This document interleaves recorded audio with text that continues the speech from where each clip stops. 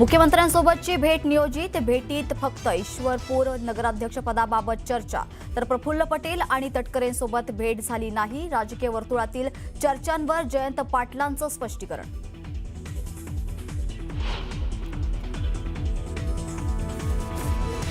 मतदारसंघाच्या पुनर्रचना घटना दुरुस्ती विधेयकाला राष्ट्रवादी काँग्रेस शरद पवार पक्ष पाठिंबा देणार। खासदार सुप्रिया सुळेंची माहिती।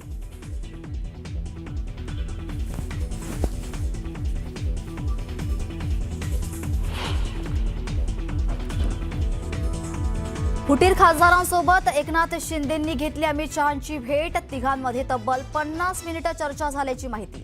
बैठकीला भाजपचे अध्यक्ष नितीन नवीनही होते उपस्थित।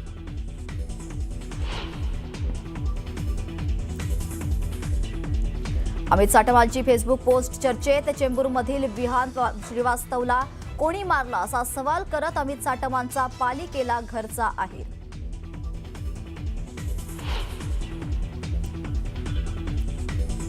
मुंबई गोवा महामार्ग कशेडी घाटात दरड कोसळली। कोकणाकडून मुंबईकडे जाणारी वाहतूक ठप्प। दरड हटवण्याचे काम सुरू।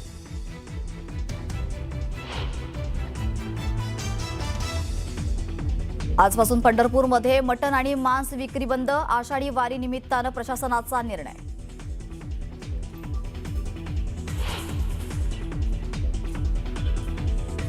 हॉर्मुझमध्ये अमेरिका आणि इराण दरम्यान गोळीबार तर बहरीन आणि जॉर्डनमधील अमेरिकेच्या सैन्य तळांवर क्षेपणास्त्र हल्ले।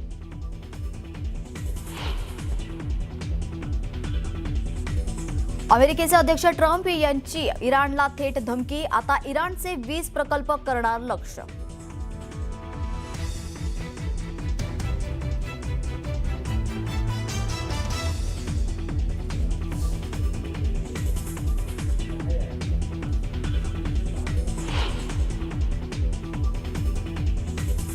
सोळा वर्षांनंतर फुटबॉल वर्ल्ड कपच्या अंतिम फेरीत स्पेनची धडक।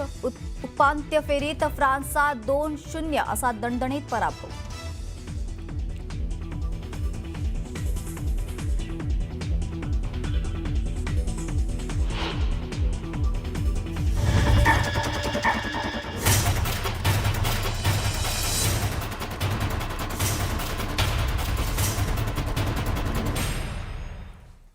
नमस्कार, मी प्रतीक्षा। न्यूज 18 मराठीमध्ये आपलं स्वागत। बुलेटिनच्या सुरुवातीलाच राजकीय वर्तुळातून एक महत्त्वाची बातमी समोर येते।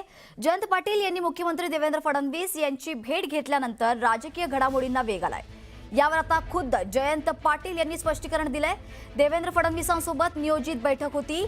ईश्वरपूरमधील नगराध्यक्षपदाबाबत चर्चा झाल्याचं त्यांनी स्पष्ट केलंय। तसेच प्रफुल्ल पटेल आणि सुनील तटकरेंसोबत भेट झाली नसल्याचंही त्यांनी स्पष्ट केलंय। तसेच विलीनीकरण आणि मुख्यमंत्र्यांसोबत झालेल्या बैठकीचा काहीही संबंध नाही असंही ते म्हणाले। दरम्यान मी जिथे बसलो होतो तिथे दुसरं कोणीही नव्हतं असा खुलासाही जयंत पाटील यांनी केलाय। तसेच आमच्या पक्षात आम्ही सगळे एकत्र आहोत। आमचे खासदार आणि आमदार आम्ही शरद पवारांसोबत आहोत असंही ते म्हणाले। दुसरीकडे अजितदादांच्या अपघाती निधनानंतर विलीनीकरणाच्या चर्चा नाहीत असंही ते म्हणाले। दरम्यान खातेवाटप आणि अर्थमंत्रीपदाबाबत मुख्यमंत्री देवेंद्र फडणवीस निर्णय घेतील असंही जयंत पाटलांनी स्पष्ट केलंय।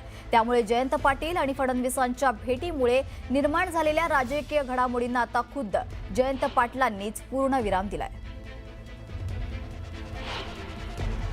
माझ्या मतदारसंघातील उरण ईश्वरपूर चे नगराध्यक्ष 7,000 मतांनी निवडून आले। जिल्हाधिकाऱ्यांच्याकडे तक्रार झाल्यावर जिल्हाधिकाऱ्यांनी त्यांना अपात्र ठरवले। आता ही माझ्या भागातली मोठी घटना आहे आणि विधानसभेचं अधिवेशन चालू असताना झालं असतं तर तिथंच त्यांना भेटलो असतो। त्यांची वेळ मागितलेली होती। परवा त्यांना वेळ मिळाली नाही। काल त्यांनी वेळ दिली। त्यांनी वेळ दिलेली होती त्यात जरा उशीर झाला। मला कळलं नसलं आणखीन काही वेळाने मी गेलो, चहा घेतला। ते तिथं नव्हते हॉलमध्ये। थोड्या वेळाने काही काळाने बऱ्याच वेळाने ते बाहेर आले। बाहेर आल्यावर त्यांनी विचारलं काय आहे, माझी जरा मीटिंग चालू आहे। मी त्यांना माझं गाऱ्हाणं सांगितलं। ते म्हटले मला माहीत नाही, मी लक्ष देतो आणि तुम्हाला 1-2 दिवसात त्याच्या बाबतीत काय स्टेटस आहे हे पाहून सांगतो। मी हॉलमध्ये बसलेलो, ते स्वतः तिथं बराच वेळाने आले आणि ते म्हटले की मला माझ्याकडं जरा मीटिंग चालू आहे, मला आता थोडी गडबड आहे जयंतराव, काय आहे? तर मी त्यांना सांगितलं. तर ते म्हटले मला माहीत नाही, मी जरा माहिती घेतो आणि तुम्हाला 1-2 दिवसात सांगतो काय स्टेटस आहे ते. मी म्हटलं आता स्टेटस म्हणजे काय अपात्र ठरलेले आहेत, त्यात आम्ही अपील करणार आहे. अपील नगरविकास मंत्र्यांकडे असतं, पण तुम्हाला आणि त्यांना दोघांना भेटून सांगावं अशी त्यातली भाग आहे म्हटलं. कालच्या भेट जी आहे, आता हे आपण ज्यांचा उल्लेख करताय ते दोघं जर मला भेटले असते तर मी तुम्हाला सांगितलं असतं हो भेटले म्हणून. भेटच झाली नाही तर मी हो तर कसं म्हणू. त्यामुळं माझा काही त्यांच्याशी संपर्क होण्याचा प्रश्न यापूर्वी नाही. सुप्रियाताईंच्या लग्नात मात्र हे दोघंही आलेले होते. दोघांची माझी 5 मिनिटं उभ्या त्यांचं स्वागत आम्ही सगळ्यांचंच करत होतो, त्यावेळी त्यांची भेट झाली. मी एकनाथ शिंदे साहेबांनाही भेटायचा प्रयत्न केला होता, पण ते माझ्या माहितीनं दिल्लीला गेलेले. ते किंवा त्यांचे बरोबर असणारे प्रभाकर या दोघांचे फोन बंद होते आणि त्यामुळं या सगळ्या याच्यात मग मुख्यमंत्र्यांना भेटावं लागलं. त्यांनाही सांगितलं. एक 5-10 मिनटं आम्ही भेटलो आणि मी बाहेर आलो. अर्थमंत्री पद हे अजून रिक्त आहे, तर जयंत पाटील यांची वर्णी अर्थमंत्री पदासाठी लागेल. नाही असं आहे की मी कशाचाच विचार केलेला नाही. तुम्ही माझ्यापेक्षा इतका पुढं का विचार करताय? तुम्ही एक तर मुख्यमंत्र्यांचं खातेवाटपाचा अधिकार आहे, तोही तुम्ही हिरावून घ्यायला लागलेला, तो त्यांचा अधिकार आहे आणि माणूस गेला तर होईल ना. आम्ही सगळे राष्ट्रवादी, शरद पवार साहेबांच्या मागं सगळे खासदार आमदार एकच संघ आहोत. प्रफुल्ल पटेल आणि सुनील तटकरे यांच्याशी माझी कधी भेट झाली नाही. या ज्या चर्चामध्येही पेपरला आलं होतं की आम्ही कुठंतरी भेटलो वगैरे एका वर्तमानपत्राने, अशी कोणती भेट झाली नाही आणि याच्यात कोणताही म्हणजे विलिनीकरण वगैरे ह्याची चर्चा होण्याचा प्रश्नच उद्भवत नाही. विलिनीकरणाची चर्चा पूर्णपणे थांबलेली आहे, भविष्यात ती होणार नाही.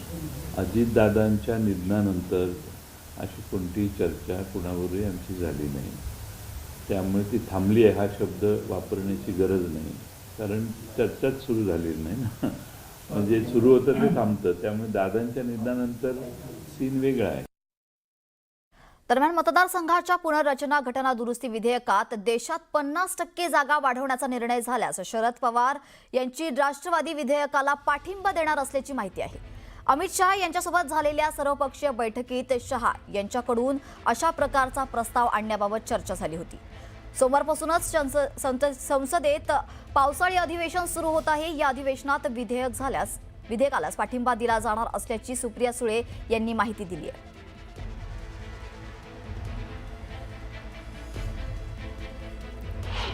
आम्ही त्या डिलिमिटेशन आणि या बिलाला पाठिंबा देणार आहोत. माननीय शरद पवारांचा पक्ष म्हणजे राष्ट्रवादी काँग्रेस पक्ष हे पूर्णपणे चुकीचं आहे. बघा, आज 12 वाजता सुप्रिया सुळे पत्रकार परिषद घेणार आहे. मी आत्ताच त्यांच्याशी बोलत. आज 12 वाजता त्या पत्रकार परिषद घेऊन त्या संदर्भात सविस्तर चर्चा करतात आणि तुमचे जे काही प्रश्न आहेत गेले काही दिवस राष्ट्रवादी काँग्रेस या बिला संदर्भात हे तुम्ही त्यांना जर विचारलेत आज तर ते योग्य ठरेल आणि त्या पूर्ण तयारीनिशी आज आहे. 20 तारखेला पार्लमेंट सुरू झाल्यावर त्या संदर्भामध्ये आम्ही चर्चा करू एकत्र बसून दिल्लीत. या बिलावर चर्चा करण्याची जागा ही दिल्ली आहे, मुंबई, महाराष्ट्र किंवा इतर कोणतं राज्य नाही, कारण हा राष्ट्रीय विषय, पार्लमेंटचा विषय आहे. काँग्रेसचे ज्येष्ठ नेते त्यात सहभागी होतील, डीएमकेचे नेते सहभागी होतील, सगळे सहभागी होतील आणि मग त्यावर चर्चा करून आम्ही निर्णय घेऊ.